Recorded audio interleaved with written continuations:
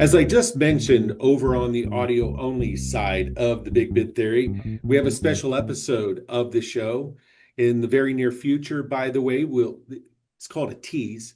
We'll have a few other people who are experts in procurement, people known in the purchasing procurement world on the public sector side. They'll share their experiences from forums, so stay tuned for that. Joining us on this episode is a familiar face here on the show. Stephen Hetzel, who is the CEO and co-founder of Beacon Bid and BidPrime, leading SaaS providers, elevating government procurement through efficiency, accessibility, and here's a great word, transparency. And by the way, his full bio, thank you, Lauren, his full bio is down in the description of the episode, so check that out. So, and by the way, I do want to put a plug in here, Stephen. As many of you know, the Big Bid Theory is powered by Beacon Bid and BidPrime. So let's start here. Let's go over to Denver, Colorado, Stephen. NIGP Forum Conference. You were a panelist on a session that is right in the wheelhouse of our audience of U.S. procurement professionals. Before we talk about the panel session, though, hold on one second. What did you and your Beacon Bid team do while you were in Denver there at Forum? Everybody, I think, watching the podcast has either saw it or they know by now that you hosted a coffee event there at the corner of 14th and California, right across from the convention center. I think I've got this right. Celebrating Procurement Heroes was kind of the theme, but what was your overall assessment of Forum? Oh, in just 4 days, we ran our Brew Better Bids Cafe from right outside the conference hall. We had free coffee for every agency attendee. We made it a little fun, brought a little Beacon personality to the event as usual. But the real highlight for us was our panel with Ascension Parish Schools in the city of Houston. We really appreciated Amber Perliasena's input on transitioning to new e-procurement systems and their experience. And it's also really nice to have customers speak to their experiences versus me or Josh having to speak for them.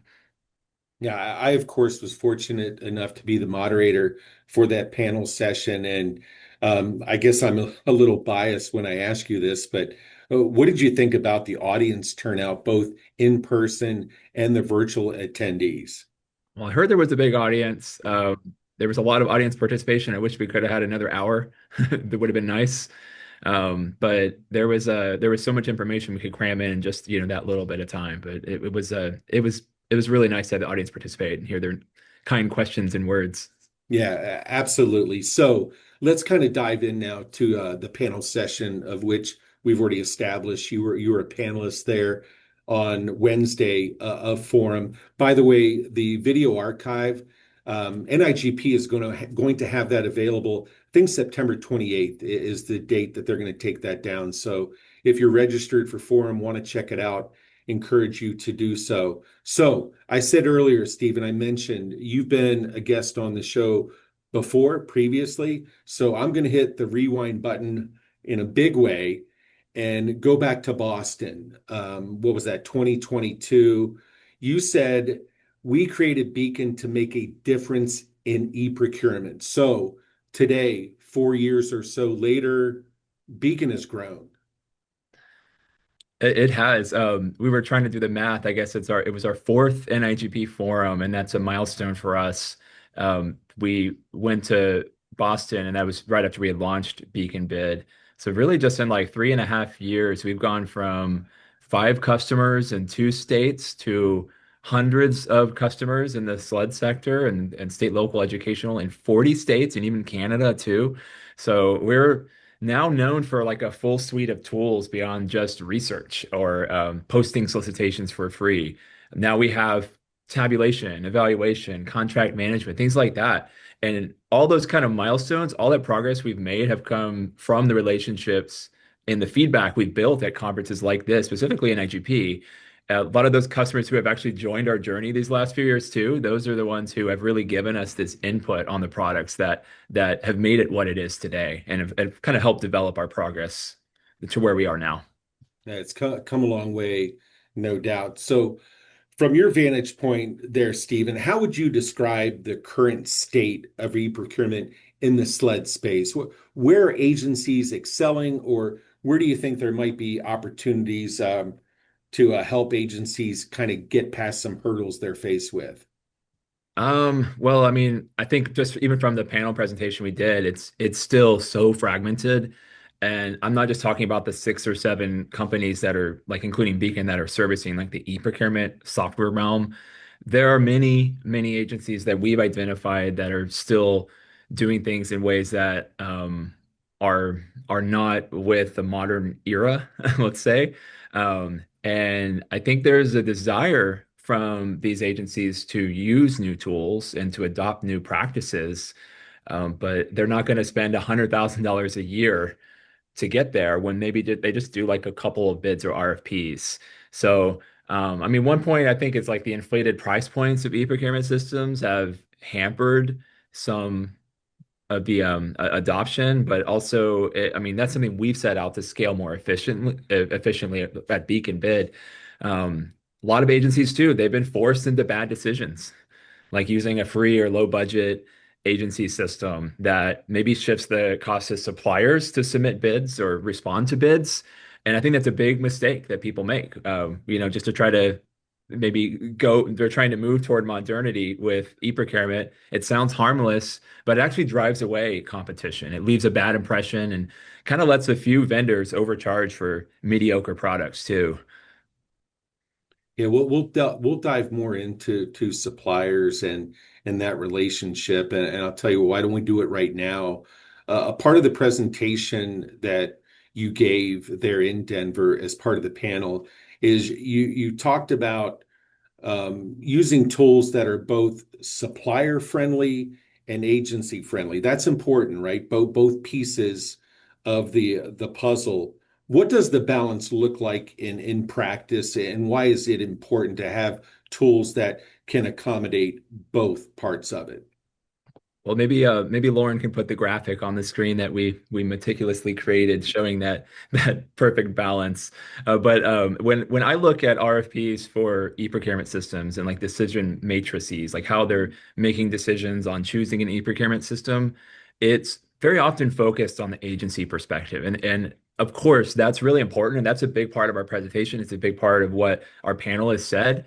Is their stakeholders had a lot of pain with their current practice or their past practices that kind of influence their decision to make the change.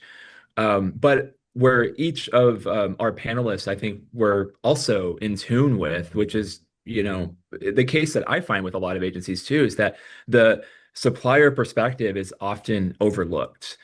We consult with a number of agencies on the research side on how to improve the supplier experience into their platforms or practices. Things like no fees to bid to be able to like freely access bid documents. That's important. The number of form fields that suppliers have to fill out in order to actually just view like a scope of work is another big piece. If you're asking for their mother's maiden name and social security number, they're probably not going to want to submit it. Another thing is there should be no waiting period to get the documents. I mean, I guess a fun fact is, that some companies actually do like kind of an approval process, we'll call it that in quotes, I guess, air quotes here.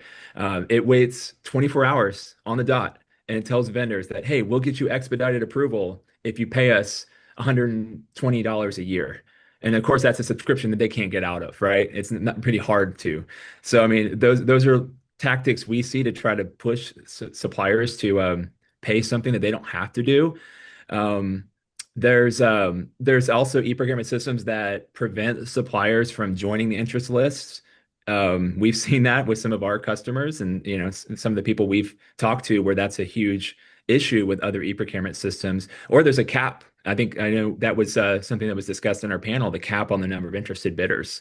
That was a big deal. But I guess I got a new gripe this year, Bill. There's a new thing that we're seeing too. Suppliers are forced to solve a CAPTCHA puzzle every time they click a link. Like literally, find all the bicycles before you can read a scope of work for every single link click. It's crazy. It's anti-competitive. I think when I actually show agencies this and we actually like show them what their suppliers have to endure, they're shocked. So it's probably that's a whole nother episode, whole nother panel probably. But the things that we see e-procurement systems do to make an extra buck is something that we've, as a mission-driven company, we're not doing that because it's definitely not good for the agency or the supplier. We've set out to change that mentality at Beacon Bid, and we're seeing our practices actually force others to change theirs. So in the end, that's a good thing, and it's hopefully that's a lasting mark that we'll have on e-procurement. That is a Answer there. this isn't scripted, but that is a tremendous segue to our next topic here. And by the way, I'm glad that the big bid theory can be therapeutic in some regards where we can get all this out. But many procurement teams, and I'm talking, and I have conversations with people, including there in Denver, from small town USA to major cities, they're emphasizing connecting with more suppliers. And when you and I don't know if it was the third or fourth conversation you and I had 12 years ago after we first met, but you back then were talking about local suppliers, local suppliers. And now, like you kind of touched upon, you're starting to hear that, or I am hearing it more and more in other conversations. So 4 years ago on this very show, you mentioned, and I'm going to quote you here, you talked about how consolidation, gatekeeping, guardrails are preventing vendors from entering the market. So, what are some effective strategies, Stephen, that you've seen work to bring more bidders into this process? Well, I mean, I would say not to, I mean, I want to answer that question, but at the same time, I mean, people are talking about that, and I think that was a big piece of the conversation a few years ago. But like honestly, Bill, I think a lot of the focus on local suppliers or diverse suppliers is probably fading for some larger agencies. Some are leaning more on co-ops, and I think co-ops can help. They're definitely like a nice tool to have, but they often exclude small businesses. They kind of limit participation in ways, either because local suppliers just don't know about them, they can't afford the fees that co-ops charge, or they're just too small to kind of actually work with like a nationwide co-op. So that's something we hear as a frustration on the supplier side.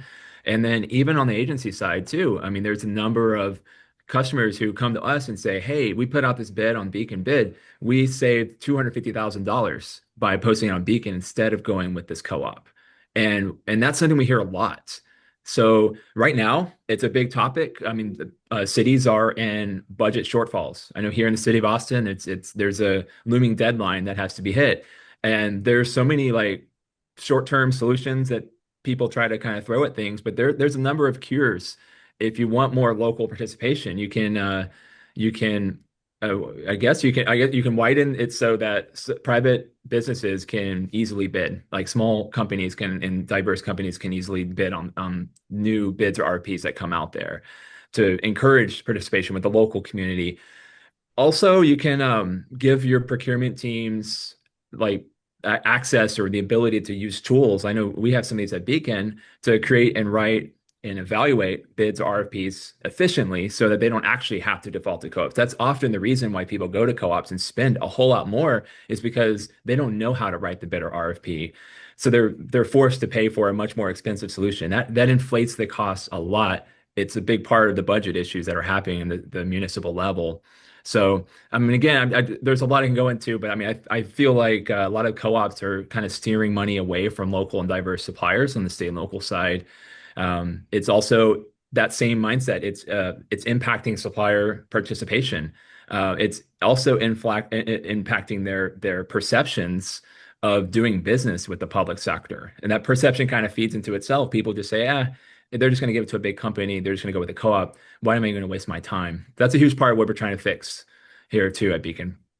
Yeah, so I guess on the good news side of things, there are vendors who are using e-procurement systems to respond. As a matter of fact, and I know we keep referencing the panel there in Denver, but Amber Miller from Ascension Parish Schools, she kind of discussed what's going on in the great state of Louisiana. So when it comes to vendors using e-procurement systems to submit bids, what's working well and where do you see maybe some opportunities for improvement? Um, I think that there's a lot of ways that, today's e-procurement ranges from like a simple file upload where you just upload, here's my response to the bid packet, to maybe like parsing out each file upload then to like having like a web form that people can fill out to more advanced like line items and other sort of tools too. And I guess the trick is to move forward without overwhelming suppliers and especially suppliers, and we see this with like public works, for example, are in sectors maybe where they're not on a computer all the time. So they're in a construction or general trades. They're maybe used to like hand delivering bids or mailing them in or calling when they have a problem, or even in smaller localities. I hear that a lot. They don't want to like go and have this Ferrari when they don't need one. So there's a lot that can be pushed to move the needle toward progress and kind of get more people to get in line in terms of like, modernizing bid submissions. But I think you also have to be attuned to what local practices are and where an agency is at now, where the suppliers are at now too, in within that agency, and then of course how to kind of move on to that next step instead of just saying, hey, let's just change everything. Great point. And so now we transition um, to this point, and anybody who was one of the 300 or so members of the audience there in Denver, in person or virtual, you know that implementations, because of my prior life, implementations get my attention. So, and by the way, I mentioned at the beginning of this episode with Stephen that in the future we're going to have some other procurement professionals on to talk about their experiences. Well, we're going to have a couple of the other panelists from your session, Stephen, on Yesenia Chuka and Perla Arredondo from the City of Houston. They're going to talk about the implementation at the City of Houston. We pointed it out during the panel. The City of Houston went from approval to go live in 45 days. I even joked during this session, I said, no mic check. It's not a typo, but that's an amazing feat. The City of Houston, the fourth largest city in the US. So, what are the must-have steps to make something, like that happen, Stephen, where you can take the City of Houston from one solution to another, in this case, Beacon Bid? How did you get them started and up and running? Well, first off, kudos to the city of Houston for being ambitious with a goal like that. Because I mean, it was ambitious how we looked at it, and a lot of times, we find in the public sector, people say, "Hey, let's do this over the next 12 months." So I mean, I really admire that, and I'm really happy. We all met the goals and launched it in that 45 days. I think our panelists had some good insights. I wrote down a couple of their points that they made. And then of course I had mine too, but I mean, I think just having the right team in place was a big piece Yeah. of having a successful implementation. Open lines of communication, kind of be able to call, like, be able to not just hide behind a computer, let's say too, on the supplier side. We don't hide behind things at Beacon. I think doing the research was another one. I know Josh said be specific and write good requirements, which was a good one. That's very, very true. And as a tech company, you appreciate that. And from my perspective too, I would say that, especially with the city of Houston, with other agencies we work on too, is start by knowing where you are now, what's frustrating your procurement team, like, and your suppliers. I just said that, but I mean, it's really important.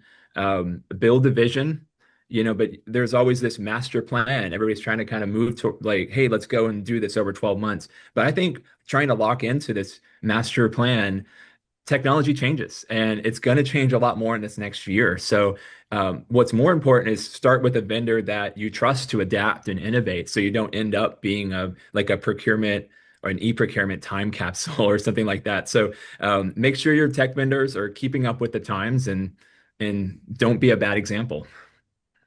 Yeah, and to your point, and take this for what it's worth. I've been in software, been in implementations for, don't want to age myself, but for well over 2 decades. And I would submit to the listeners, the audience out there, that that's regardless of whatever technology solution you're considering is those are steps, those are aspects of an implementation that can cross many, many types of technology solutions, what have you. The And I building think team. too, oh, sorry, Bill. Yeah, sorry, go ahead. Sorry. I was going to say the building the team, the communications, the clear lines of communication, having a supplier that's accessible. That's not specific to e-procurement. I think, and that's true. And I think like there are some technology pieces that are internal and never touch the public. So yeah, this is e-procurement software, but and that's the end user or the suppliers and the people that you're doing business with. There's a lot of other tools that also touch the citizens of or the community. And so that's when you're building those tools, don't just think inward internally, but also think about everything else it touches on the in your community and Yeah. beyond. Yeah, external customers are certainly important. So, yeah, for anybody, Stephen, give you an opportunity here to talk a little bit more about Beacon Bid. But for anybody who's watching our conversation, listening to our conversation, who's evaluating e-procurement, can you kind of, and this could probably be an episode, but can you talk about what needs to be done to make an informed decision to get the most value out of their e-procurement choice? That could be a lot. So I would say contact us, talk to us at Beacon Bid. You can go to our website. There's a form on there, beaconbid.com, to fill out a form, or just email us at join@beaconbid.com too. Um, we have a full platform that can service agencies of all sizes. We say from the city of Nome to the city of Alaska and everywhere in between. Whether you just post one or two bids a year, we have free platforms and free tools for agencies to use that are really modern tools that don't overcomplicate your existing process. In fact, they really just help with the sometimes just the disarray or disorganization that impacts a lot of smaller agencies. So even if you think you're too small, like there's a lot of tools that we have at Beacon that are completely free. And then we also have other tools too that can you can grow into with contract management, with e-procurement, submissions and e-bidding through the platform, to tabulations and evaluations and so on. A lot more that we're adding too. So we're always adding stuff every quarter, really based on the feedback and the experiences of our clients. So we're a business, we're mission oriented. We're trying to ensure that many of our reliable tools can be accessible to any agency that really needs to use it. Well, Stephen, I think it's fair to say Beacon Bids come quite a ways since Boston. That's true. Yeah, a long way. It's Yeah. been a Well, Bill. well, Stephen, thanks for joining us. Again, Stephen's bio information, if you look at the description of the episode, again, thank you, Lauren, for putting it down there. There's also a link to Beacon Bid as well, and some other information down there as well. Stephen, if you can hang on just 1 second as we wrap up the episode, I do want to remind everybody that the David and Beverly Nash Leadership Award, the nomination process has begun. So as you're grabbing your calendars, I'm going to give some important dates. Stephen, I can see you grabbing your calendar. Again, you may recall last season, we kind of wrapped up season 10 of the show with Brooke Smith from Murray City, Utah, being announced, recognized as the first ever winner. So thank you so much to everyone who's going to take part in the nomination process, evaluation, and selection process as we go into 2025. Stephen, I know you're going to get your nomination in. So here are some important dates to remember. The nomination period is going to last from September 1st until October 15th. We hope to have the submission deadline set as October 31st. You may recall from last season, there was a little bit of wiggle room there. We added a few days. The evaluation period, we have our committee that will run from November 1st to about November 15th, right before Thanksgiving. We'll try to get that wrapped up. And then at some point in early December, we will announce the second ever winner of the David and Beverly Nash Leadership Award. I was fortunate. I ran into David Nash in Denver. He, of course, was there at Forum. And so we're proud of that award. So again, Stephen, thank you so much to everybody watching and listening out there in podcast land. Thank you so much. All the best, and we'll see you on the other side.